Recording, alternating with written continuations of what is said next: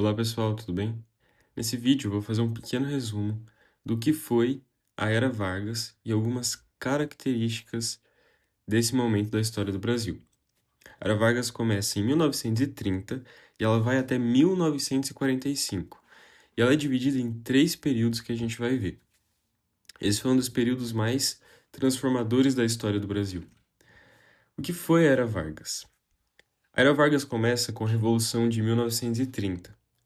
Então, o Brasil abandona a República Velha, que tinha toda aquela questão das oligarquias do café com leite, onde alternava o poder da presidência entre pessoas de Minas Gerais e pessoas de São Paulo. Tinha o voto de cabresto, todas essas coisas da República Velha, agora o Brasil abandona, por meio dessa Revolução de 1930, onde Vargas assume o poder. Vargas começa, então, com o governo dele, em 1930. E a Era Vargas, em geral, ela foi um período de fortalecimento do governo federal, enfraquecimento das oligarquias, que eram quem mandava na República Velha, e das autonomias estaduais. Então, os estados agora, eles são enfraquecidos. A gente vai ver uma centralização do poder no governo federal. Foi um período também de grande modernização do país. A gente teve industrialização, criação de estatais como a Petrobras e várias reformas em diversos aspectos da sociedade e do governo do Brasil. Então, o primeiro governo de Getúlio Vargas é o governo provisório.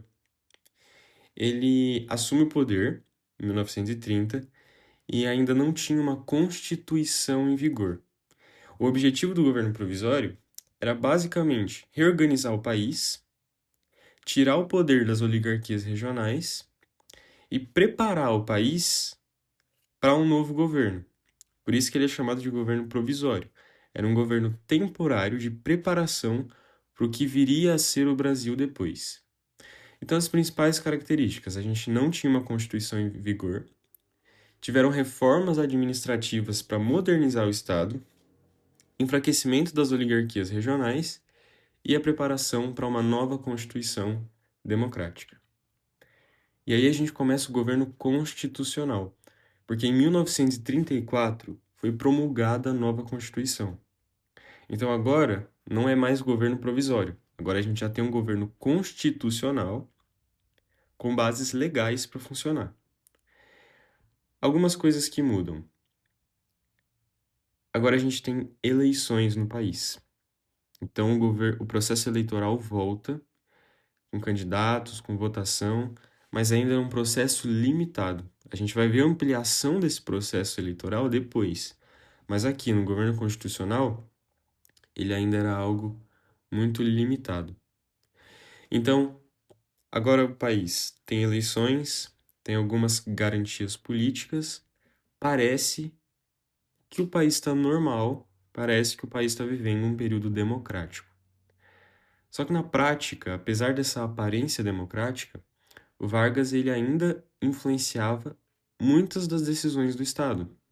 Ainda era o período de grande influência do Vargas. A gente tem no final aí do governo constitucional um período de tensões.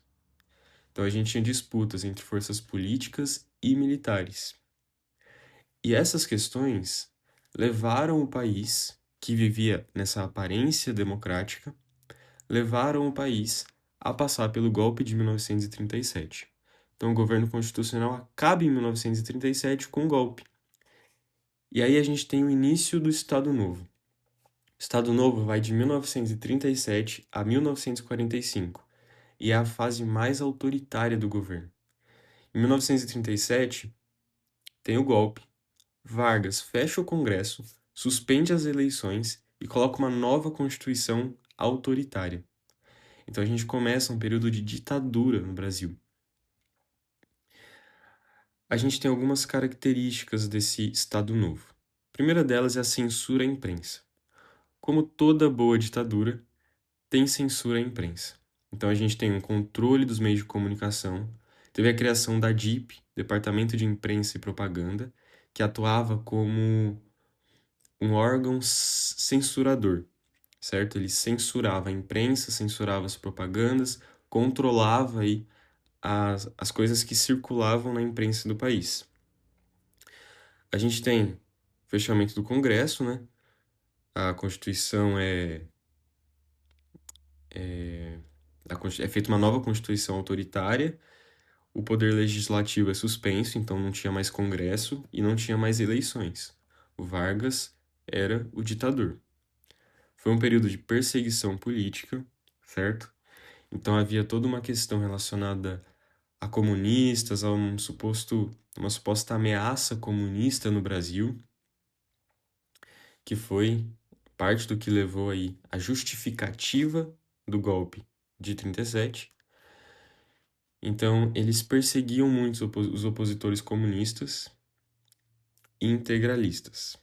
Então, esses opositores eles eram reprimidos e presos pelo governo. E foi um período também de um nacionalismo intenso. Existia uma exaltação muito grande da identidade nacional brasileira. Existia também o controle sindical e foi um momento de fortalecimento do trabalhismo, certo? Então, nesse período tem o fortalecimento do nacionalismo e do trabalhismo. Algumas características principais, que é justamente essas duas que eu acabei de falar. O Vargas, ele constrói uma aliança direta com os trabalhadores urbanos. Até hoje, o Vargas, ele é chamado e conhecido como o pai dos pobres, porque ele se importou e fez muitas coisas benéficas para o povo trabalhador. Então, ele amplia as leis trabalhistas, ocorre a organização dos sindicatos por parte do Estado. E em 1943, já no Estado Novo, isso já no Estado Novo, tem a consolidação das leis do trabalho, a famosa CLT, que está em vigor até hoje. Então é Vargas quem cria a CLT, por isso ele é conhecido como o pai dos pobres e ele tem essa ampla aceitação entre os trabalhadores. A outra característica é o nacionalismo. Então, durante a era Vargas, a gente vê um crescimento do país e a gente vê o desenvolvimento mesmo do país em alguns setores, como por exemplo as indústrias. Então, Vargas ele defendia o fortalecimento do Estado e da indústria brasileira. A gente tem uma política de substituição de importações, que é o quê? Ao invés da gente importar, a gente produz aqui dentro as coisas e a gente vende para o mercado interno. Teve a criação das empresas estatais, como por exemplo a Petrobras, que é a principal delas. A Petrobras e a Eletrobras também é muito importante. A Petrobras cuida aí de toda a parte do petróleo do Brasil, é uma empresa extremamente importante, altamente tecnológica. A Petrobras ela tem uma tecnologia muito rica e o Brasil é um dos melhores países nessa questão. Então, a gente tem esse período de nacionalismo. Com isso, vem uma cultura nacional, uma exaltação da cultura nacional, certo? E também o controle de recursos estratégicos para o país. Então, a gente tem a CLT, que eu já falei, a consolidação das leis do trabalho. Algumas coisas que a CLT definiu: jornada de 8 horas, férias, salário mínimo, proteção à maternidade e muito mais. Então, antes da CLT, a gente não tinha essas coisas. Hoje, no Brasil, se discute o fim da jornada 6 por 1. Nessa época, sequer havia isso. Então, as pessoas trabalhavam mais de 8 horas. Era muito pior do cenário que a gente vê hoje no Brasil. O voto secreto e o voto feminino. Durante a era Vargas, a gente tem a modernização do sistema eleitoral. Então, a gente não tem mais aquele voto de cabresto, clientelismo e várias dessas coisas. O voto ele passa a ser secreto, individual. Cada um vota em quem quiser e ninguém tem nada a ver com isso. O voto feminino também é instaurado, ampliando aí a democracia do país. Então, o país passa a incluir as mulheres no processo eleitoral. E as empresas estatais? E aqui também a gente pode destacar a CSN, extremamente importante, que fica lá em Volta Redonda, no Rio de Janeiro. Companhia Siderúrgica Nacional, extremamente importante para a industrialização do país. A Petrobras, a CSN, também a Eletrobras, elas foram fundamentais, elas foram pilares para o desenvolvimento industrial brasileiro. A gente tem uma rápida linha do tempo, em 1930, Revolução de 30, Vargas assume o poder. Em 1934, acaba o governo provisório e a gente tem a promulgação da nova Constituição e o começo do governo constitucional. Em 1937, tem o golpe do Estado Novo, começa esse período de ditadura e grande repressão no país. Em 1943, durante o Estado Novo, criação da CLT e direitos trabalhistas. E o Estado Novo finalmente termina em 1945. Alguns dos legados da Era Vargas, o que é que a Era Vargas deixou para o nosso país? Os direitos trabalhistas foram estruturados lá e eles permanecem até hoje. A modernização eleitoral, hoje o voto é secreto, o voto é em uma urna eletrônica, cada um vota em quem quiser, mulheres podem votar, analfabetos podem votar. A gente tem a industrialização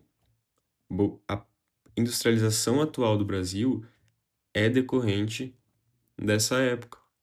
A Petrobras é extremamente importante e essas outras empresas também foram realmente a base do desenvolvimento pleno do Brasil. Estado centralizado.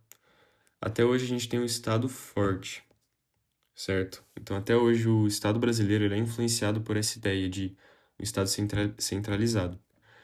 Em alguns países a gente tem, como por exemplo nos Estados Unidos, os estados, tipo São Paulo, né? Não o estado com E maiúsculo, os estados com E minúsculo, eles têm muito mais poder nesses outros países. Aqui no Brasil a gente não vê isso. Apesar dos estados eles terem algum nível de poder, podem criar alguns impostos e tudo mais, o poder ainda está centralizado no governo federal. A identidade nacional é boa parte daquilo que é ser brasileiro, daquilo que define o estado e a cultura do Brasil, foi construído nessa época. Então foi um período de fortalecimento dessa identidade nacional, de um patriotismo. E para encerrar, a gente tem algumas contradições no, na era Vargas. Porque apesar de ter sido um período de grande desenvolvimento do país, foi também um período, durante o Estado Novo, de muita repressão e de uma ditadura. Então a gente tem essa contradição. A democracia ela foi marcada negativamente durante esse período. Apesar disso, a gente tem um grande desenvolvimento do país. Então é isso que você precisa saber sobre a Era Vargas. Sabendo isso daqui, com certeza você vai ter um bom desempenho na prova. Espero que você tenha gostado e que essa aula tenha te ajudado.